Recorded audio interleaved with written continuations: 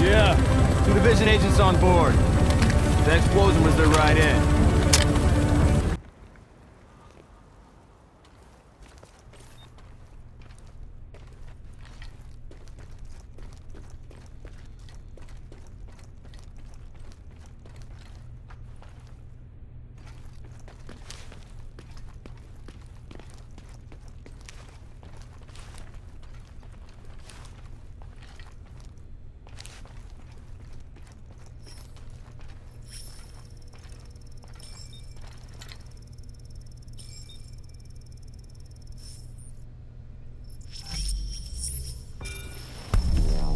Here I am, Aaron Keener, the first wave's prodigal son. Normally I'd do this face-to-face, but I'm not 100% sure which way you'll jump. You act one way when Ms. Lau is watching, and another way entirely when you're off the leash. That's an interesting contradiction. You see, I think that deep down, you get it. You know, the old rules, laws, governments, those things died on Black Friday. But the feral PMCs, the convicts, the ones smart enough and good enough to take what they need, they'll survive. Me? I'm gonna prosper. Oh, you could too, but you took an oath, right? You got a duty. Those are both ways of saying that your conscience is fucking you. You ask yourself, who has earned a right to tell you what to do? Do you know how many agents died to hold the Dark Zone, just for the brass to give up and put a wall around it? You don't believe me? You should check the place out for yourself. But the people you're working for, they're irrelevant now. Amherst changed how the game is played, and I have got the vision to win. I got Chernenko, I got a DNA printer, and a very interesting recipe book. I'm gonna write my own rules. You should think about getting in on this thing. I'll be seeing you.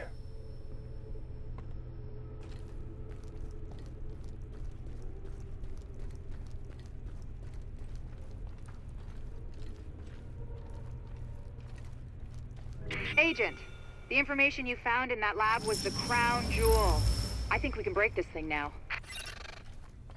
But we've got some more information. A voice from the grave. Listen to what Amherst has to say.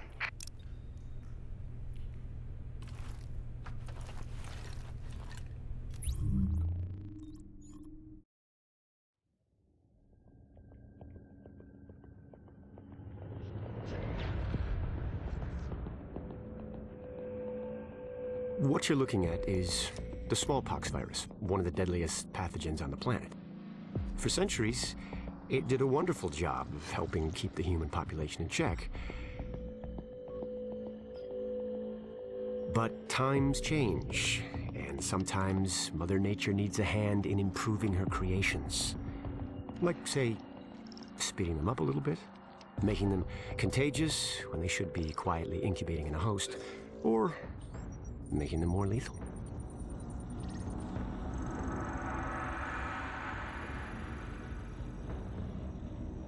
I didn't come up with the approach on my own. My friend Vitali's one of the pioneers in the field, and the idea has been around for years. Genome as data. You see, once we digitized DNA, we made it infinitely mutable. We could do 1,000 virtual variations in the time it used to take to grow a 1 lab-grade generation of pathogens. And we could pick the best, most lethal combinations and make them real. That's how you make a killer virus, you see. Mix in genetic code from other diseases, and you move the sliders all the way up on lethality and virulence. The goal was a 90% mortality rate. I'm not sure my green poison is going to quite hit that, but honestly, that's just details. As long as most of humanity goes, the Earth stands a fighting chance. Technically, technology is what's killing the planet. But that's not really the case. It's the greed that drives the technology. But a funny thing happened on the way to $100 genome maps and 3D printed plastic toys. Someone figured out those technologies could be repurposed, modified for the greater good. Me.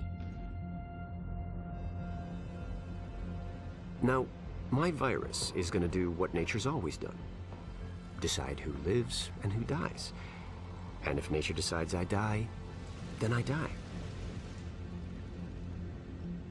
If nothing else, I'll have a lot of company. Natural selection at its finest, helped along by a little unnatural genetic manipulation. It's all data, really. Life's just a method of processing it. The same way I processed the smallpox genome on my laptop. And who's to say that wasn't the plan all along? If, by some miracle, you survive green poison, then nature's decided you deserve to live. The rest of us shouldn't and won't. Godspeed. I'll see you in hell.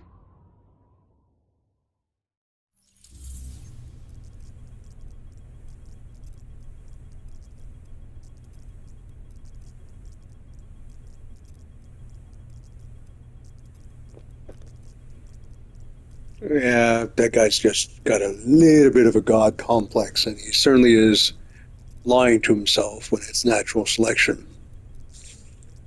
Because in the past, without modern infrastructure, something with a 90% mortality rate would burn itself out. It just wouldn't be able to propagate. It would kill its host populations, and that would be it. But hey, let's watch the video and see what it's all about. Anyway, farewell, my fellow agents.